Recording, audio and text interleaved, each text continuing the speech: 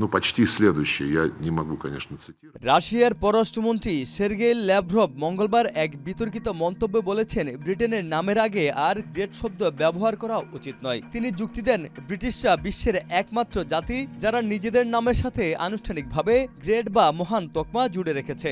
Lavrov বলেছেন, আমার মনে হয় এখন থেকে তাদের শুধু ব্রিটেন বলা উচিত। Я в ответ сказал, что я полностью... সংবাদ সম্মেলনের সময় তিনি রসিকতার ছোঁয়া দিয়ে বলেন, লিবিয়ার সাবেক নেতা গাদ্দাফির শাসনামলে দেশটির নাম ছিল গ্রেট সোশ্যালিস্ট পিপল লিবিয়ান আরব জামাহিরিয়া, কিন্তু সেই দেশ এখন আর নেই। এরপর তার মুখপাত্র ব্রিটিশ সংবাদদাতা প্রশ্ন করলে ল্যাভরভ মৃদু হাসি দিয়ে সতর্ক করেন, ব্যক্তিগতভাবে নেবেন না। Не может быть такого совпадения. রাশিয়ায় সাধারণত যুক্তরাজ্যকে ভ্যালিকোব্রিয়াত বা গ্রেট ব্রিটেন বলা হয়, তবে বর্তমানে ডোনাল্ড ট্রাম্পের নেতৃত্বাধীন যুক্তরাষ্ট্র যখন মস্কোর সঙ্গে সম্পর্ক পুনর্গঠন এবং রাশিয়া ইউক্রেনের যুদ্ধ শেষ করার চেষ্টা করছে, তখন ব্রিটেন রাশিয়ার কাছে ১ নম্বর গণশত্রু হিসেবে চিহ্নিত হয়েছে।